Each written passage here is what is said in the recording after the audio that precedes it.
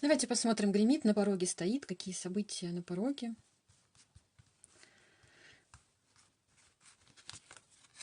Здесь вы сами вышли. Какие же события на пороге вас ждут? Давайте посмотрим. Мужчина, смотрите. Вы на него смотрите, вы о нем думаете. Это будет либо встреча, либо это человек уже, вы с ним знакомы. Давайте посмотрим, что между вами.